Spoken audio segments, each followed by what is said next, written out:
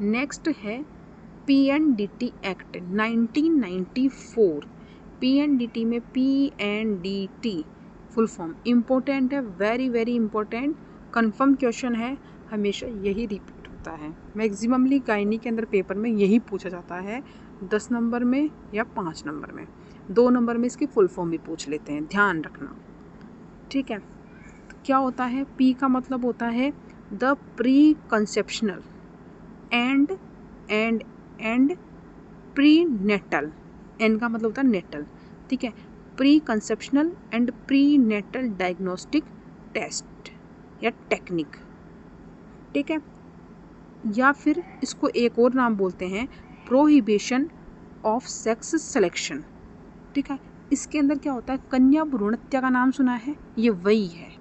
ठीक है। यानी कि पहले के लोग क्या करते थे, सोनोग्राफी करवाते थे और क्या करते थे, गर्भ के अंदर ही बच्चे का लिंग जान लेते थे। अगर कन्या हुई तो अबॉर्शन करवा दिया, लड़का हुआ तो रख लिया, ऐसे करते थे पहले के लोग, ठीक है। गए और सोनोग्राफी करवाई कि लड़की होगी पैदा इस बार तो टर्मिनेट करवा दिया उसको, तो वो कन्या की गर्भ के अंदर ही हत्या कर दी जाती है, यानी कि उसको अबॉर्शन करवा दिया जाता था, उसे बोलते हैं कन्या भ्रूण हत्या। तो उस प्रकार की जिससे ये जो तकनीक थी जिसके द्वारा हमें लिंग का पता चलता था ना, उनके लिए नियम बना दिए गए थे बाद में 1994 में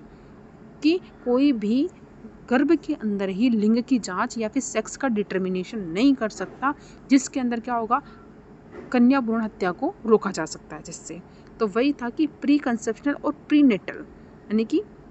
गर्भ में बच्चे की जांच की जो तकनीक होती है वो, या फिर प्रोहिबिशन ऑफ सेक्स सिलेक्शन, यानी कि सेक्स सिलेक्शन यानी लिंग निर्धारण पर क्या करना है, रोक लगानी है। तो गर्भधारण और प्रसूति से पूर्व निदान की तकनीकी, यानी कि प्रसूति यानी कि डिलीवरी होने से पहले क्या करना, गर्भ की जांच कर लेना, ठीक है। तो ये होता है पीएनडीटी एक्ट। पढ़ते हैं अब इसमें क्या लिखा है। डिलीवरी से पहले, ठीक है, डिलीवरी नहीं हो उससे पहले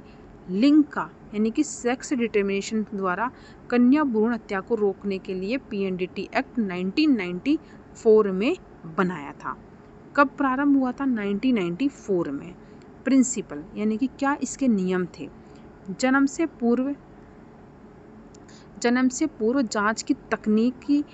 का दुरुपयोग, यानी कि जन्म से पूर्व जो टेक्निक थी ना, इसका दुरुपयोग करते थे लोग पहले, यानी कि कन्या भ्रूण हत्या ज़्यादा बढ़ गई थी तो उसके दुरुपयोग को रोकने के लिए क्या बनाया गया था, ये नियम बनाया गया था। और इससे क्या होती है, जनरली इसका सरकार ने ये अलाउ तो इसलिए किया था कि गर्भ के अंदर किसी भी तरह की कोई एबनॉर्मलिटी हो तो उसका पता लगाया जा सके, कोई आनुवंशिक बीमारी हो, ठीक है, बच्चे में, तो उसका पता लगाया जा सके और उसको क्या करा, टर्मिनेट करवाया जा सके,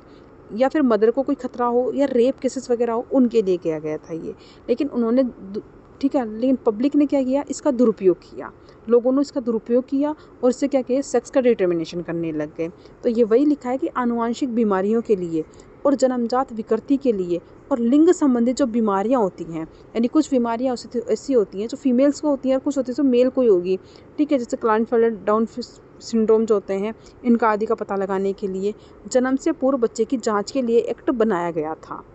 ठीक है। लेकिन सन 2003 में लिंग निर्धारण प्रतिबंध यानी कि प्रोहिबिशन ऑफ सेक्स सिलेक्शन, इसका निर्माण किया गया था। पहले 1994 में पीएनडीटी लगाया गया था, उसके बाद में 2003 में क्या आया था, प्रोहिबिशन ऑफ सेक्स सिलेक्शन का निर्माण किया गया था। अब इसके उद्देश्य क्या थे प्रोहिबिशन वाले के, इसके उद्देश्य ये थे कि प्रसव के पूर्व ही गर्भ में लिंग का पता लगाकर की जाने वाली कन्या भ्रूण हत्या की रोक लगानी है हमें, ठीक है, कन्या भ्रूण हत्या को रोकना है। और प्रसव से पूर्व इस जांच से सेक्स डिटर्मिनेशन के विज्ञापनों पर रोक लगानी है। जो भी क्या करते हैं, इनके एडवर्टाइजमेंट करते थे ना, इस टेक्निक के, ठीक है, इस तकनीकी के, सोनोग्राफी आदि के, तो उस पर क्या करनी है, हमें रोक लगानी है। और आनुवांशिक और कॉन्जेनाइटल डिजीज़ के लिए इसका बनाया गया कि अगर किसी के अंदर आनुवांशिक बीमारी है या हेरिडिटी कोई प्रॉब्लम है या जेनेटिक कोई डिजीज़ है, तभी हम ये टेक्निक का उपयोग करके उसे इस प्रकार की जांच के लिए अनुमति देंगे। और इस तकनीकी का प्रयोग पंजीकृत संस्थानों में करवाया जा सकता है। गैर कानूनी तरीके से तकनीकों का उपयोग करने पर सजा का प्रावधान बनाया गया। क्या सजा होती है देखेंगे अभी आगे हम, ठीक है। पंजीकृत संस्था पर पंजीकृत चिकित्सक से निम्न उद्देश्यों के लिए ही क्या कर सकते हैं, यानी कि जो रजिस्टर्ड जो संस्थाएं होती हैं, हॉस्पिटल होते हैं, उनके ऊपर रजिस्टर्ड मेडिकल प्रैक्टिशनर या फिर रजिस्टर्ड मेडिकल ऑफिसर जो होते हैं वो कब करेंगे ये जांच, जब ये देखने को मिलेगी उनके अंदर, वो अगर उनके अंदर किसी भी तरह की गुणसूत्र की अनियमितता है तो वो जांच की अनुमति दे देगा। आनुवांशिक विकार है, हेरिडिटरी डिसऑर्डर या फैमिली हिस्ट्री है उसकी फीमेल के अंदर, तो वो अनुमति देगा। या फिर लिंग संबंधित कोई विकार है, ठीक है, तब, या फिर जन्मजात कोई विषमता है, या फिर हीमोग्लोबिनोपैथी है, या फिर अन्य कोई बीमारी है, तब उन कंडीशन में वो अनुमति दे देता है। इंडिकेशन योग्य कौन होता है, प्रेग्नेंट वुमेन की एज अगर 35 साल से अधिक है तो उसे करवाने की अनुमति दी जाती है, वो करवा सकती है, ठीक है।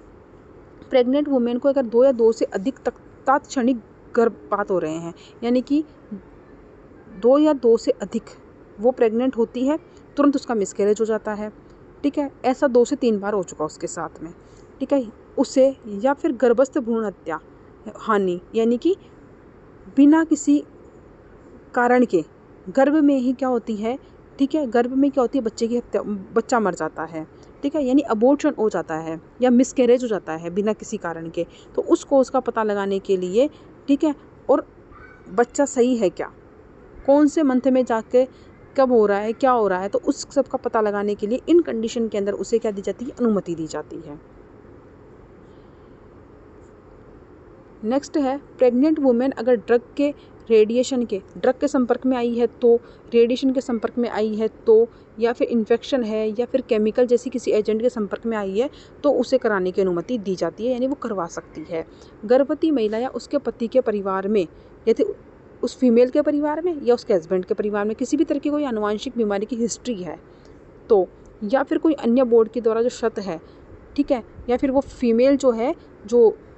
बोर्ड की जो शर्त है, मेडिकल बोर्ड की जो शर्त है इस एक्ट के लिए, उसकी अगर अंडर में आ रही है, उसका नियम का पालन कर रही है, तो उसके लिए उसकी अनुमति दी जाती है। कोई भी व्यक्ति जो उपरोक्त उद्देश्य से सोनोग्राफी कराता है उसका पूर्ण अभिलेख रखना आवश्यक होता है, यानी कि अगर कोई व्यक्ति सोनोग्राफी करवा रहा है तो उसकी पूरी जानकारी एक रजिस्टर में होनी चाहिए, मतलब ये है कहने का उसका। उसके बाद नियम उल्लंघन करने पर सज़ा क्या क्या मिलेगी, सज़ा ये मिलेगी, गर्भधारण से पूर्व प्रसूति, पूर्व लिंग धारण, यानी कि PNDT एक्ट जो है इसका अगर उल्लंघन किया और उसका विज्ञापन किया, एडवर्टाइजमेंट ही किया है आपने, तब तो उसे 3 साल की कारावास मिलेगी, 10,000 रुपये का जुर्माना मिलेगा। और अगर कोई विशेषज्ञ यानी कोई डॉक्टर है, या डॉक्टर के समान ही कोई मेडिकल ऑफिसर है, या फिर कोई नर्सिंग स्टाफ है, कोई भी है, तो और वो व्यक्ति अगर, यानी कि मेडिकल स्टाफ में से अगर कोई व्यक्ति या डॉक्टर क्या करता है, इस नियम का उल्लंघन करता है, तो उससे क्या होगा, 3 वर्ष का कारावास और 10,000 रुपये का दंड मिलेगा। और अगर दोबारा वो ये करता है, यानी कोई डॉक्टर था उसने किया PNDT एक्ट का उल्लंघन, तो ये करके उसे छोड़ दिया, 3 साल की कारावास मिली, उसी जेल मिली उसे, और 10,000 रुपये ले लिए उससे दंड के, लेकिन वो दोबारा उसने किया, दोबारा करेगा ना तो 5 साल का कारावास दे देंगे, यानी कि 5 साल की जेल होगी, और 50,000 रुपये क्या होगा, उसे दंड देना पड़ेगा, और उसका जो लाइसेंस होगा, वो मेडिकल लाइसेंस होगा, वो रद्द कर दिया जाएगा हमेशा के लिए। तो ये है PNDT